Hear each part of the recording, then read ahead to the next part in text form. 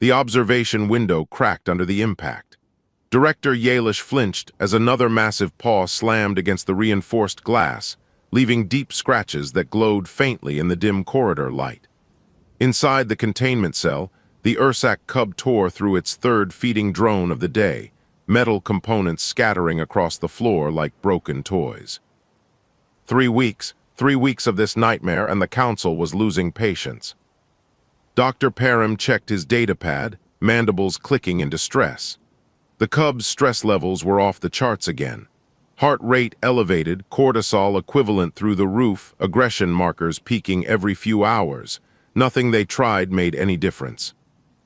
The sedatives? Yalish asked, though she already knew the answer.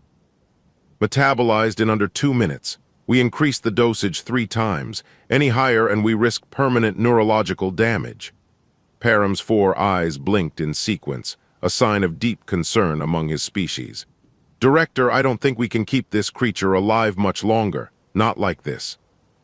The Ursak cub roared, a sound that vibrated through the walls and made several nearby species cover their auditory organs. It was massive for a juvenile, easily the size of a cargo pod, with crystalline fur that shifted between translucent and opaque depending on its emotional state. Right now, those crystals were locked in a dark, angry pattern that spoke of pure terror. Yalish had seen the footage from Terran 9. The poachers had killed the mother, tried to take the cub for the illegal exotic market. Conservation patrols intercepted the shipment and brought the orphan here to Helios 7, the premier xenobiological research station in this sector. They thought they could help. They thought wrong. "Show me the damage report again," she said quietly. Parham pulled up the files. Containment Cell 1 destroyed. The Ursak had bent bars made from the same alloy used in warship hulls. Containment Cell 2, energy barriers bypassed somehow, possibly by the creature's crystalline biology creating interference patterns. Containment Cell 3, current location reinforced with every safety measure the station possessed, and still the cub was systematically destroying everything inside. 4 staff members injured. Not seriously, thankfully, but enough to make everyone nervous. The automated systems kept personnel at a safe distance, but even drones couldn't get close. Enough to provide proper care. The cub attacked anything that moved, anything that made sound, anything that existed in its space. "It's afraid," Yalish said. "It's dangerous," Parham countered. "I sympathize with the creature's trauma, truly, but we're a research station not equipped for this level of aggression. The council is right to be concerned." Yalish watched the cub through the window. It had stopped destroying things for a moment, standing in the center of the ruined cell with its head lowered. The crystalline fur rippled with colors she'd never seen before, deep purples and blues that reminded her of bruises. The creature was suffering. Anyone could see that. 48 hours, she said. That's what they gave us. And then, euthanization protocols. Parham's mandibles drooped. He was a xenobiologist, dedicated to preserving life, understanding it. The thought of destroying such a rare specimen purely because they couldn't figure out how to care for it properly went against everything he believed in. But what choice did they have? The Ursak cub suddenly lunged at the wall, slamming its body against the barrier with enough force to trigger emergency alerts throughout the section. Yalish's communicator lit up with concerned messages from other departments. This was becoming a station-wide problem. "There has to be something we haven't tried," she insisted. Parham scrolled through his notes. They'd consulted with experts from 17 different species. Behavioral specialists, combat trainers, even a few who worked with dangerous predators on their homeworlds. Nothing worked. The consensus was simple and brutal. Some creatures were too traumatized, too wild, too dangerous to save. "What about the humans?" Yalish turned to look at her colleague. "Humans?" "There's a human consultant orbiting the 4th moon. Wildlife specialist, I believe, came in with the merchant fleet last week." Parham checked his database. "Daniel Reeves, former occupation listed as park ranger on Earth." Earth? Yalish felt a chill. Earth was a Category 7 death world, possibly Category 8 depending on which metrics you used. Humans had evolved in conditions that would kill most species within hours. They were known for being tough, adaptable, and frankly a bit insane by galactic standards. But this wasn't a job for toughness. This was a traumatized child, even if that child happened to be an apex. Predator? What could a human possibly do that we haven't already tried? She asked. Param shrugged, a gesture he'd learned from human crew members. Nothing, probably, but we're out of options and out of time. The worst he can do is fail like everyone else. Yalish looked back at the Ursak cub. It had curled up in the corner now, making itself as small as possible despite its bulk. The aggressive displays were exhausting it, she realized. This wasn't a monster. This was a scared, grieving child lashing out at a world that had taken everything from it. Send the message, she said. Offer standard consultation rates plus hazard pay. Tell him we need someone who understands dangerous animals. And if he can't help? Yalish didn't answer. They both knew what happened if this didn't work. In 48 hours, the council would send the order, and she would have to watch as they put down a creature that had already lost everything. The thought made her feel sick. The Ursak cub roared again, but this time it sounded different. Less angry, more desperate, like it was calling for someone who would never answer. Param sent the message. Now they could only wait and hope that a human from Earth's frozen wilderness could succeed where the entire galactic community had failed. Daniel Reeves stepped off the shuttle looking exactly like what Yalish expected from a Deathworlder. Solid build, weathered face, and eyes that seemed to take in everything at once. He carried a single worn backpack and moved with the easy confidence of someone who'd spent more time in wilderness than in cities. Director Yalish, he extended his hand in the human greeting gesture. She touched it briefly, still getting used to the custom. Thanks for the quick turnaround on transport. Thank you for responding so quickly. We're somewhat desperate. So I gathered from the message. Daniel followed her through the station corridors, nodding politely to the various species they passed. Ursak cub, right? From Terran 9. You know the species. Read about them during the flight over. Fascinating creatures, apex predators, highly intelligent, strong family bonds. He paused. I saw in the files that the mother was killed by poachers. Yes, 3 weeks ago. Daniel's expression darkened, but he said nothing. They reached the observation deck where Dr. Param was waiting with several other staff members. Through the window, the Ursak cub was destroying what remained of a storage container, crystalline fur flashing with angry reds. That's him? Daniel asked quietly. Correct, we've designated the specimen as male based on biological markers. Param stepped forward, offering his version of a greeting. I'm Dr. Param, head of xenobiology. I must admit, I'm skeptical that anyone can help at this point, but Director Yalish insisted we try every option. Show me what you've attempted so far.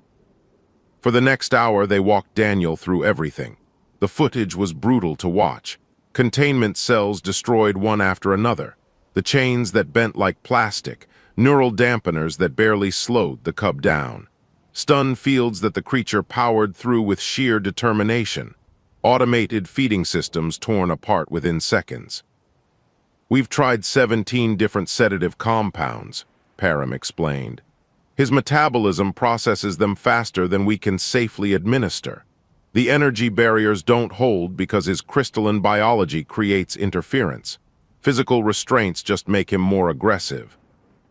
Daniel watched the screens in silence, his expression neutral. Yalish couldn't read him at all, which was unusual. Most species broadcasted their emotions clearly. Humans were harder. What does he eat? Daniel asked suddenly. Param blinked. What? His diet, what are you feeding him? Standard protein synthesis appropriate for carnivorous species from Category 6 worlds. Nutritionally complete. But what did he eat on Terran 9? Param consulted his notes. Various prey species, primarily hexapods and flying creatures, also vegetation for mineral content specific to his native biome. And you're giving him synthetic paste. It contains all necessary nutrients. Daniel turned to look at the xenobiologist. When you're stressed, do you eat nutrition paste or do you eat your comfort foods? Param's mandibles twitched. He didn't have an answer. What about his environment? Daniel continued. Light levels, temperature, humidity. Set to standard station parameters for optimal observation. Not for optimal comfort. Yalish watched this exchange with growing interest. The human wasn't criticizing exactly, but his questions were revealing gaps in their approach that suddenly seemed obvious. Has anyone tried sitting with him? Daniel asked. The room went silent. Several staff members exchanged glances. Sit with him, Param repeated. That creature would kill anyone who entered that cell. Maybe he's terrified and alone and everything around him is strange and wrong. Daniel pointed at the screen. Look at his posture. That's not aggression, that's fear. Fear manifesting as extreme violence, Param countered. Sure, because from his perspective, he's been kidnapped twice. First by the poachers who killed his mother, then by us. We've put him in boxes, shot him with drugs, sent machines to poke at him. Has anyone tried just being present? No demands, no procedures, just existing in his space. Yalish felt something shift in her understanding. They'd approached this as a problem to solve, a specimen to manage. The human was talking about the cub like it was a person. You're saying you want to go in there, she said slowly. Eventually, first I need some things. Daniel pulled out a datapad. Food from his homeworld biome, real food, not synthetic. Also samples of native plants, rocks, soil if you have it. Lower the light levels to match Terran 9's day cycle. Adjust temperature down about 8 degrees, and turn off all the automated systems. Turn them off? Param looked horrified. How would we monitor his vital signs? How would we ensure safety protocols?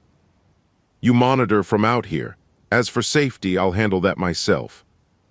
This is insane, someone muttered from the back of the room. Daniel smiled, but it wasn't a happy expression.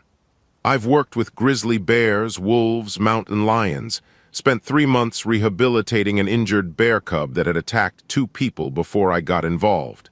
This isn't that different. That creature bent starship-grade alloy, Param protested. And I'm not going to fight him, that's the point. Daniel looked at Yalish. Director, you called me because nothing else worked. Let me try my way. If I'm wrong, you're no worse off than you are now. Yalish thought about the council's deadline. 48 hours, now down to about 36. She thought about the euthanization order waiting in her inbox, ready to be executed. She looked at the Ursak cub through the window, watching as he curled into that small, defensive position again. What do you need from us? She asked. Daniel's expression softened. Trust, time, and a portable stool. A stool? I'm going to be sitting for a while.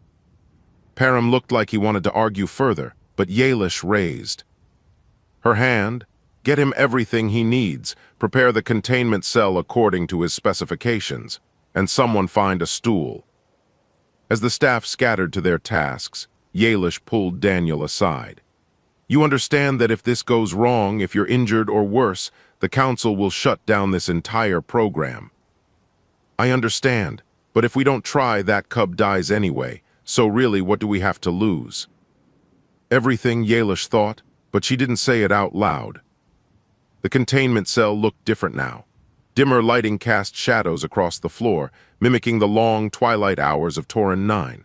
The temperature had dropped enough that Yalish needed an environmental suit to stand in the observation area comfortably. Samples of native vegetation lined one corner, their bioluminescent properties creating a soft glow. Real food sat in containers near the entrance, the smell filling the space with something organic and alive. Daniel stood at the airlock, checking his equipment one last time. Not weapons, not protective gear. Just a simple portable stool, a backpack full of supplies, and his own calm presence. Last chance to reconsider, Yalish said through the comm system. I'm good. Daniel looked through the window at the Ursak cub, who was watching the preparations with suspicious eyes. How's his stress level? Param checked his monitors. Elevated but not critical, he seems confused by the environmental changes. That's better than terrified. Daniel took a breath. Opening the airlock now, keep the security team ready but out of sight. He'll sense them if they're too close. They're positioned in the adjacent corridor, Yalish confirmed. Armed with tranquilizers, though we know how effective those have been. Won't need them.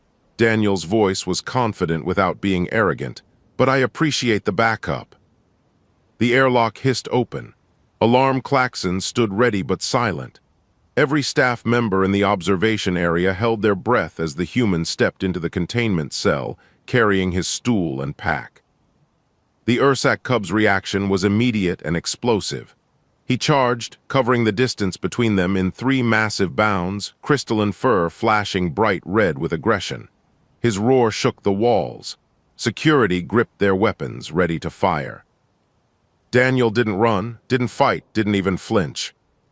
He simply walked to the center of the cell, set down his stool, and sat. The cub skidded to a stop less than a meter away, close enough that his breath fogged in the cooler air. His claws gouged marks in the floor. His fur crackled with energy, crystals hardening into armor plates. Every instinct screamed danger, predator, threat. Daniel sat perfectly still. "What is he doing?" someone whispered in the observation room. "Establishing that he's not prey," Param said quietly, his 4 eyes fixed on the screen.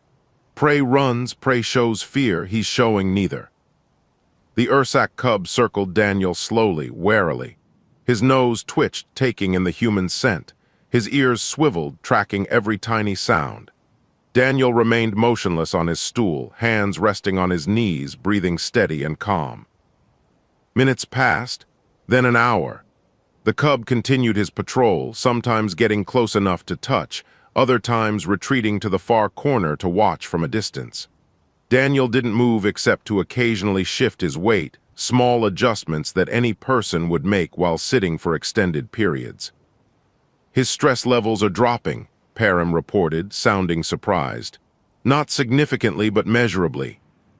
"Because nothing bad is happening," Daniel said softly into his calm. His voice was barely above a whisper. "He's waiting for the threat, it's not coming."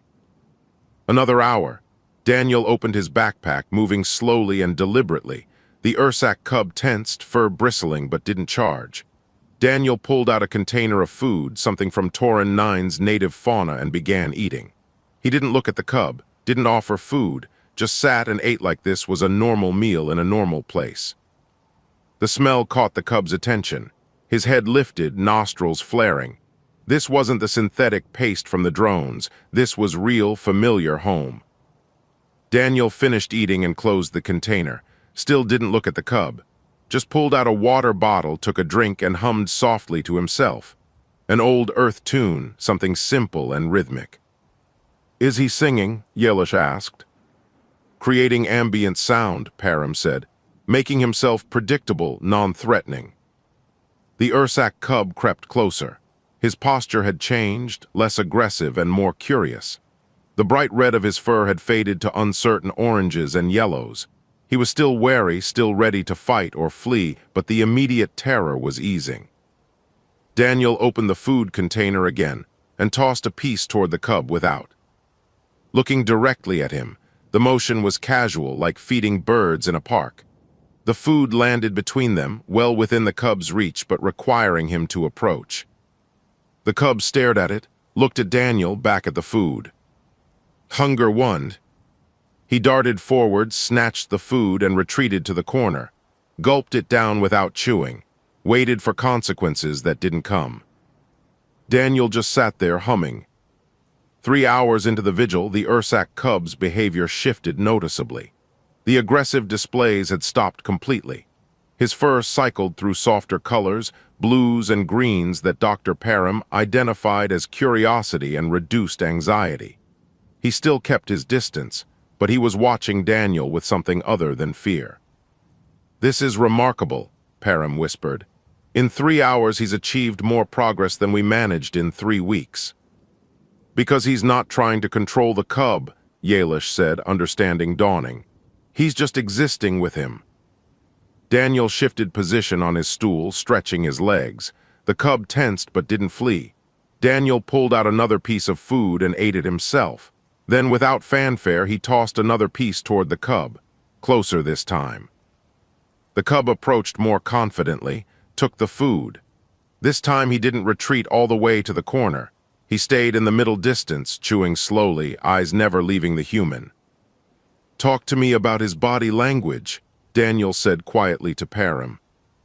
Ears are forward but relaxed. Tail is neutral position. Crystalline fur is showing green and blue wavelengths, which in our limited observation period indicates reduced stress. His breathing has slowed to near normal rates. "Good." Daniel stood slowly, picked up his stool and moved it slightly to the left. Sat back down. The cub watched but didn't panic. "He needs to learn I'm predictable, that my movements aren't threats." Evening shift changed to night shift in the observation room, but nobody left. They watched as Daniel simply sat with the Ursac cub, occasionally eating, occasionally moving, occasionally humming those strange earth melodies. And slowly, incrementally, the space between them decreased. By the 8th hour, the cub was lying down, not in the defensive corner, but in the open where he could watch Daniel easily. His eyes were half closed, exhausted from weeks of constant vigilance. But he wasn't sleeping, not yet. Trust had to be earned in 8 hours. Wasn't enough to overcome 3 weeks of trauma. Daniel noticed the change. "That's progress," he murmured. "He's letting himself relax just a bit." "Should you exit for the night?" Yalish asked. "You've been in there for hours." "Not yet. This is the critical window. He's starting to accept my presence. If I leave now, we reset the progress." Daniel pulled a ration bar from his pack. "I'm good for a while longer." The cub's ears twitched at the sound of Daniel's voice through the comm. He lifted his head slightly, watching as the human ate. Then, in a gesture that made everyone in the observation room gasp, the Ursac cub stood, walked toward the pile of destroyed drone parts, picked one up in his massive jaws, and carried it toward Daniel. He dropped it halfway between them and backed away, watching. "What does that mean?" Yalish asked. Daniel smiled for the first time since entering the cell. "It means he just offered me a gift. He's initiating social contact." The first crack in the wall had appeared. Day 2 began with Daniel still in the containment cell. He'd slept there, curled up near the wall with his jacket as a pillow, while the Ursac cub watched from across the space. Yalish had wanted to pull him out during the night, but Param convinced her otherwise. The progress was too significant to interrupt. When Daniel woke, stretching stiff muscles and yawning, the cub mimicked the gesture. A huge yawn that showed rows of crystalline teeth, followed by a full-body stretch that made his fur ripple with morning colors, soft golds and pale blues. "Morning," Daniel said casually, like greeting a roommate. He pulled out breakfast from his pack, same routine as yesterday. Ate slowly, didn't make direct eye contact, maintained that calm presence that seemed to fill the space without demanding anything. The cub watched, then approached the food containers Daniel had positioned in the corner. Real Terran 9 fauna, carefully preserved. The cub ate hungrily, stealing glances at the human every few seconds, checking for threats that never materialized. "His stress hormones are at the lowest levels we've recorded," Param reported. "Still elevated compared to baseline for the species, but dramatically improved." Daniel finished eating and did something new. He picked up the drone part the cub had gifted him yesterday and examined it with exaggerated interest. Turned it over in his hands, nodded appreciatively, then set it carefully beside his stool like a treasured object. The cub's ears perked forward. His tail, which had been neutral, lifted slightly. The gift had been acknowledged. "He's validating the cub's attempt at communication," Yalish observed. "Exactly." Daniel pulled several items from his pack, durable materials, things that could withstand abuse. He placed them on the floor between himself and the cub, then retreated to his stool. "Let's see if he's interested." The cub approached cautiously, sniffed the items, batted one with his paw, watching it skitter across the floor. The crystalline fur brightened with yellows and oranges, not fear, Param noted, curiosity, interest. The cub picked up a reinforced ball in his jaws, tested its durability with his teeth, then dropped it and looked at Daniel. Daniel picked up another ball and rolled it gently toward the cub. It stopped at his feet. The cub stared at it, then at Daniel, processing this strange interaction. Then he batted it back. "Oh my," Param whispered, "he's playing." "He's a kid," Daniel said simply. "Kids play, even apex predator kids." He rolled the ball again, a little to the left this time. The cub pounced on it, wrestling it to the ground with his massive paws. His fur flashed with bright, happy colors they'd never seen before, greens and golds that practically glowed in the dim light. For the next hour they played, simple games, rolling, pouncing, gentle wrestling with objects. Daniel set boundaries, stopping if the cub got too rough, resuming when he calmed, teaching without words that there were rules to this interaction. The cub learned fast, started moderating his strength, understanding that if he got too aggressive, the fun stopped. This was pack behavior, Yalish realized, teaching a young one how to interact appropriately. "The council representatives are arriving in 6 hours, she told Daniel through the comm. "They want to observe your methods. Tell them to stay quiet and out of sight. He's still fragile. Too many new elements will spook him." "Understood." By midday, the distance between Daniel and the cub had shrunk to almost nothing. The cub was comfortable approaching within arm's reach, though he still startled at sudden movements. Daniel had started touching him casually, brief contacts while playing, letting the cub get used to physical interaction. "May I try something?" Daniel asked. "What do you have in mind?" "Medical check. He's got a cut on his left rear leg, probably from destroying the containment equipment. It needs attention." Param pulled up the medical records. They'd tried to treat that wound multiple times. The cub had nearly taken off a medic's arm during the last attempt. "How will you approach it?" Slowly, Daniel moved to where he'd positioned a basic medical kit. He opened it in full view of the cub, letting him see and smell everything, talking quietly the whole time, explaining what he was doing even though the words meant nothing. The tone was what mattered. The cub watched, wary but not aggressive. When Daniel approached with a cleaning cloth, he tensed. Daniel stopped immediately, sat back, waited. After a moment, the cub relaxed. Daniel tried again, moving slower. This time he got close enough to touch the injured leg. The cub's fur bristled, but he didn't pull away. Daniel cleaned the wound gently, talking the whole time in that soft, steady voice. "Good boy, I know it stings. Almost done, you're doing great." The cub whined, a sound they'd never heard before. Not aggressive, not fearful, uncomfortable but trusting. "That's it, all finished." Daniel applied a thin layer of medical gel and retreated. The cub licked at the treated wound, then looked at Daniel with an expression Yalish couldn't quite read. "He let you treat him," Param said, awed. "He actually let you help him." "Because he knows I'm not trying to hurt him," Daniel offered the cub a treat. "Every interaction builds trust. He's learning that being around me leads to good things, not bad ones." The council representatives arrived as scheduled, watching from the darkened observation area. 3 different species, all skeptical, all expecting to see elaborate technology or chemical manipulation.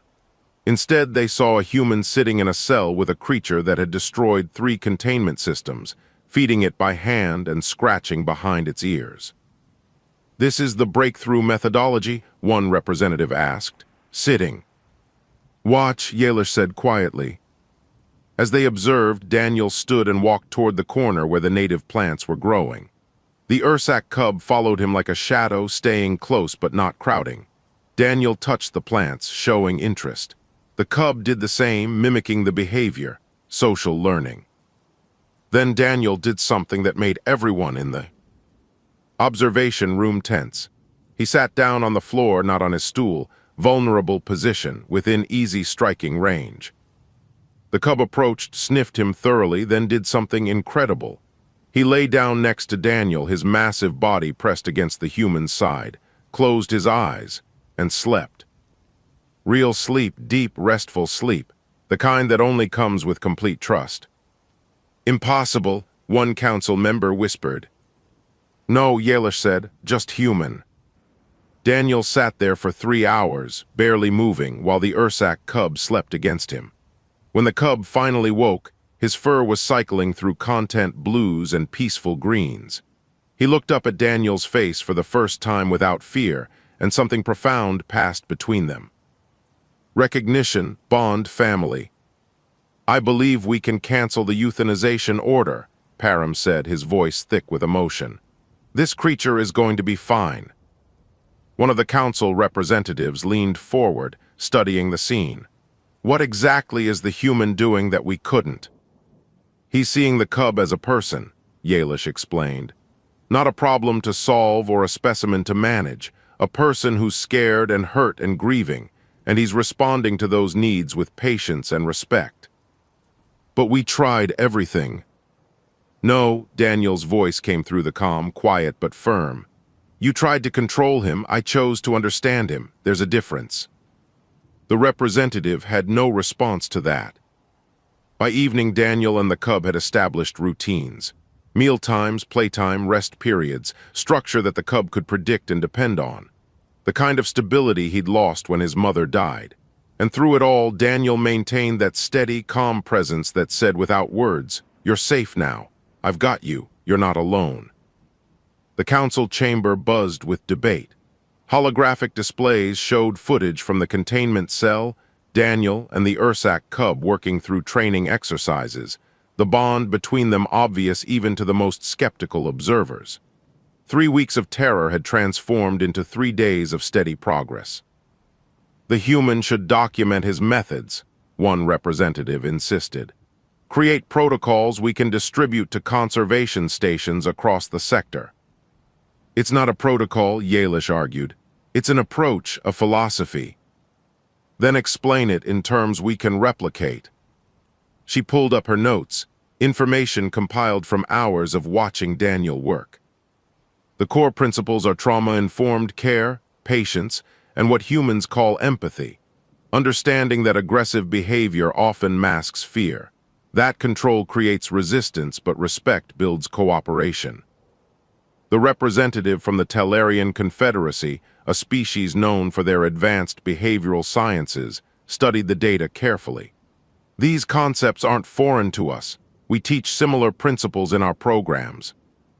Then why didn't your techniques work? Another council member challenged. The Tellarian's expression shifted, something that might have been embarrassment. Because we applied them through automated systems and maintained safe distance. We treated the situation as an intellectual exercise rather than an emotional one. The human went in alone, someone observed. Unarmed, unprotected, that's not standard procedure for dangerous fauna contact. No, Yalish agreed. But it was necessary. The cub needed to see vulnerability, not threat. Every species that approached him before came with weapons, with barriers, with fear. Daniel came with nothing but presence. On the screens, Daniel was teaching the cub to respond to hand signals, simple commands that would make future care easier. The cub, whom Daniel had started calling Gruff, watched intently and followed instructions with surprising accuracy. His crystalline fur glowed with focused greens, the color of concentration and contentment. We want the human to train our staff, the council chair announced. His contract should be extended indefinitely. This station needs his expertise. I'll discuss it with him, Yalish promised, though she suspected she already knew his answer. Back in the containment cell, Daniel sat cross-legged while Gruff investigated a new enrichment puzzle. The cub had gained weight, his fur was healthier, and the haunted look had faded from his eyes. He still had moments of fear, triggers that brought back the trauma, but he recovered faster each time, because he knew Daniel would be there. How are you feeling about long-term placement? Param asked through the comm. That depends on Gruff. Daniel scratched the cub's head when he brought the solved puzzle over for approval.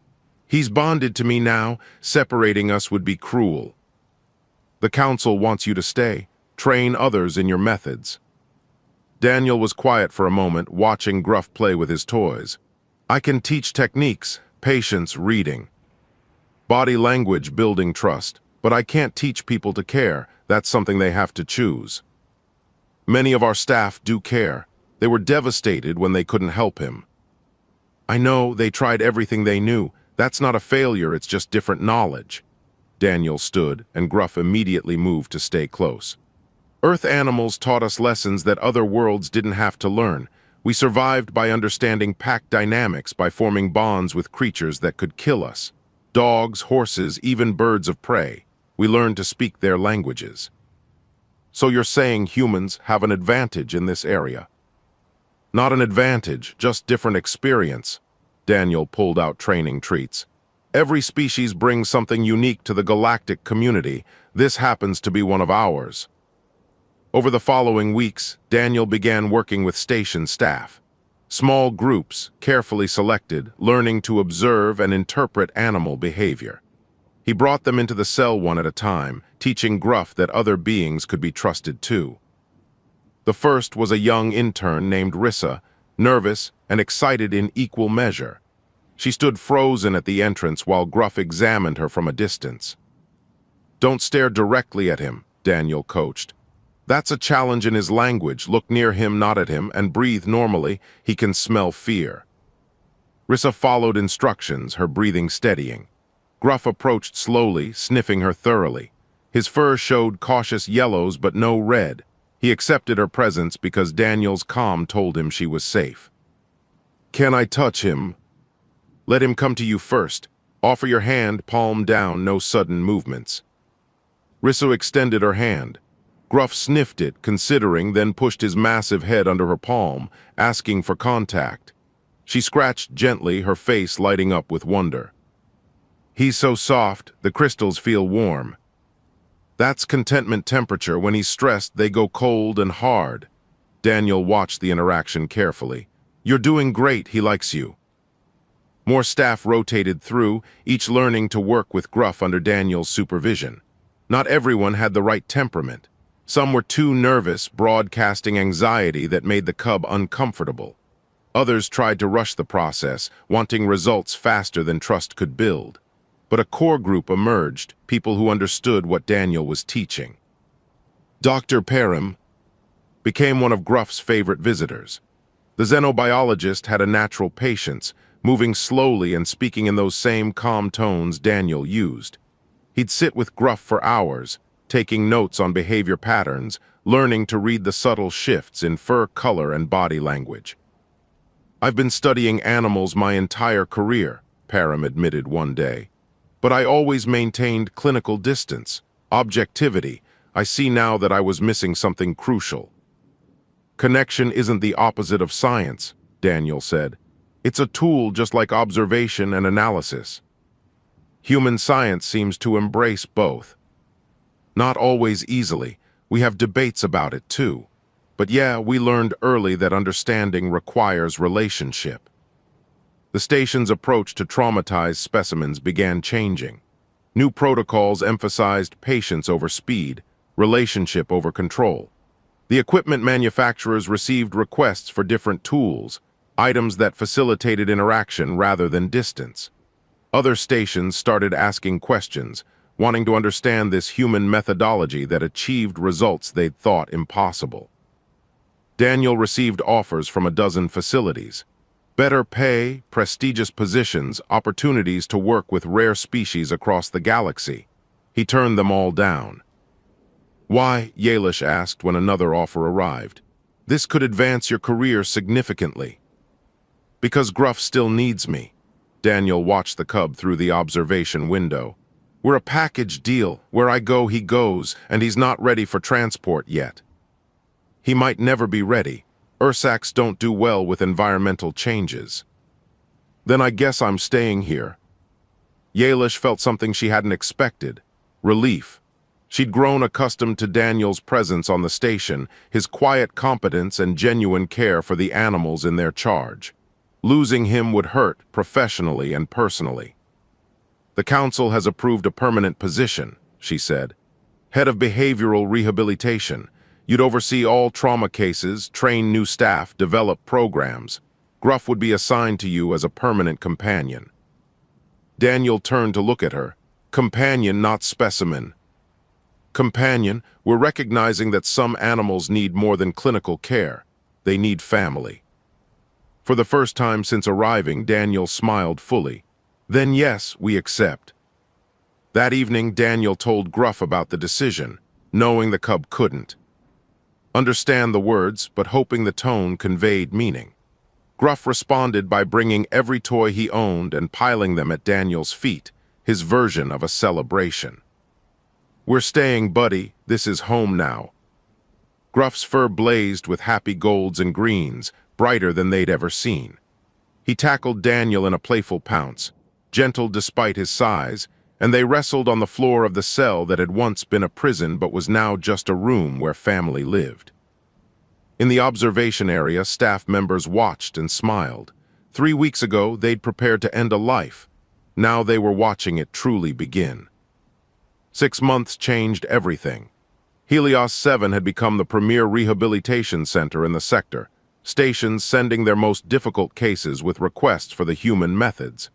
Daniel's staff had grown to 15 specialists, each trained in trauma-informed care, each working with their own challenging specimens. But the real transformation was Gruff. The terrified cub who destroyed 3 containment cells was now an adolescent who spent his days helping socialize other traumatized animals. His gentle presence calmed new arrivals, showing them through example that this place was safe. He's become a therapy animal, Param observed, watching Gruff carefully approach a newly rescued creature from the outer colonies. I never thought I'd see an apex predator in that role. All predators are capable of gentleness, Daniel said. They just need reason to show it. The rescued creature, a small feline species that had been abused by smugglers, hissed and cowered in the corner. Gruff lay down several meters away, making himself non-threatening despite his size. His fur glowed with calm blues. He'd learned this from Daniel, the art of patient waiting. Hours passed. The small creature eventually crept forward, drawn by curiosity. Gruff didn't move, barely breathed. Let the little one investigate on its own terms. When tiny paws finally touched his crystalline fur, Gruff's eyes softened with something remarkably like compassion. Remarkable, Param whispered. He understands what it needed. He remembers what he needed, Daniel corrected. Empathy isn't unique to humans. We just learn to recognize it in ourselves and others. Station life had developed comfortable rhythms.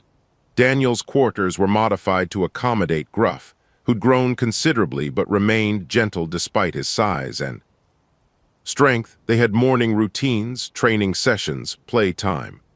Gruff accompanied Daniel on rounds, visiting other animals, providing that calm presence that helped healing happen. The galactic community took notice. Dr. Param published his research on emotional intelligence in xenofauna rehabilitation. The paper became the most downloaded document in the Xenobiological Society's history. Universities requested guest lectures. Conservation organizations rewrote their protocols. You started a revolution, Yalish told Daniel over lunch in the station commissary. Gruff lay nearby, content to watch the various species come and go. I just applied what Earth taught us. The revolution is other species being willing to learn. Some are resistant. The Corthan Dominion still insists on purely behavioral modification techniques. Their choice can't force people to care. Daniel offered Gruff a piece of his meal, which the cub accepted delicately despite jaws that could crush metal. But I think the results speak for themselves. Those results were impressive. Rehabilitation success rates at Helios 7 had jumped from 40% to 92%. Animals that would have been euthanized were thriving. Some had even been successfully reintroduced to protected habitats, carefully monitored but living free. But not all stories had happy endings. Daniel was called to a crisis situation on the station's emergency level. A Drexian wolf pack, rescued from a fighting ring, had turned on each other. 3 were dead before staff could intervene. Daniel arrived to find the survivors separated, traumatized beyond what they'd initially assessed. These weren't individuals who'd been abused, they'd been forced to abuse each other. The psychological damage went deeper than fear. He stood outside their containment area, Gruff at his side, and felt the weight of impossibility. Some wounds went too deep. Some trust, once broken, couldn't be rebuilt. "Can you help them?" Yalish asked quietly. "I don't know." Honesty felt important. "I can try, but there are limits to what patience and empathy can fix." He spent 3 weeks with those wolves, made progress with 2, lost 1 to violence despite every precaution, managed to stabilize the others enough for long-term care. It wasn't the triumphant success people expected, but it was real. "You can't save everyone," Param said after the surviving wolves were transferred to a specialized facility. "No, but you try anyway." Daniel looked exhausted. Gruff pressed against him, offering comfort the way Daniel had taught him. "That's the other lesson from Earth. You try even when success isn't guaranteed." The failure humbled everyone, reminded them that compassion wasn't a cure-all, that some damage ran too deep, that good intentions couldn't heal every wound. But it didn't stop the work. If anything, it made them more determined to help where they could. A major test came when the station received an emergency transmission. A colony ship had discovered a juvenile Ursac, same species as Gruff, orphaned in similar circumstances. They'd tried to care for it but lacked expertise. The cub was deteriorating rapidly. "Bring it here," Daniel said immediately. "It's 3 weeks away at best speed," Yalish warned. "Can they keep it alive that long?" "Put me in contact with their staff. I'll walk them through it." For 3 weeks, Daniel conducted long-distance rehabilitation coaching, teaching the colony ship's crew about patience, about reading body language, about creating safety through presence. It was grueling work, hours of communication across the void, but slowly they reported progress. When the ship finally arrived, the cub they offloaded was thin and scared but alive. Gruff's reaction was immediate and profound. He'd never met another Ursac since losing his mother. The sound he made, something between a cry and a roar, echoed through the station. "Easy, buddy." Daniel kept a hand on Gruff's shoulder. "We have to go slow, she's scared too." The new cub, a female Daniel named Pearl for her pale crystalline fur, huddled in the transport container. Gruff approached with that same careful patience he'd learned, making himself small and non-threatening.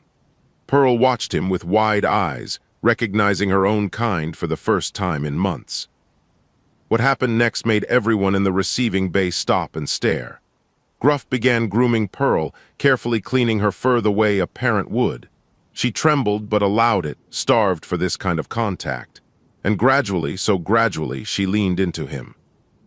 "They're bonding," Param said, his voice thick with emotion. "He remembers," Daniel said softly. "Remembers what it was like to be alone and scared. He's giving her what he needed." Over the following months, Pearl flourished under Gruff's care and Daniel's guidance. She was more cautious than Gruff, her trauma expressing differently, but she healed. And watching Gruff with her, patient and protective, Daniel understood something fundamental. This was the real gift of Earth's harsh lessons. Not just survival, not just strength, but the capacity to remember pain and choose to prevent it in others. To take suffering and transform it into compassion. To build families not from blood but from choice and care. The station continued its work. More staff trained, more animals saved, more success stories that spread across the galaxy. Daniel became a symbol, the human who'd proved that connection could overcome almost anything. But he never forgot the wolves, the ones he couldn't save. Those failures kept him humble, kept him trying. One evening, as twin suns set beyond the station's windows, Daniel sat with Gruff and Pearl in their expanded quarters. Both Ursacs dozed against him, their combined weight enough to crush most beings, but to him just the comfortable pressure of family. Outside, stars turned in their ancient patterns. Inside, 3 survivors who'd found each other rested safe. Yalish stopped by to drop off reports and found them like that. She'd seen many strange things in her career, but this still struck her as remarkable. A human from a death world, flanked by 2 of the galaxy's most dangerous predators, all at peace. "You changed everything, you know," she said quietly. Daniel opened one eye.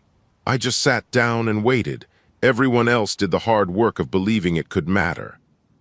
That's not what happened. Close enough, he smiled. Go home, director, some of us are trying to sleep. She left them there, the unlikely family that had taught a whole station how to heal. And as she walked the corridors, she saw the evidence everywhere. Staff members working with animals not as specimens but as individuals. Patience replacing force. Understanding replacing fear. One human, one idea, one desperate moment of choosing connection over control. That's all it took to start a revolution. Gruff stirred, making a contented sound in his sleep.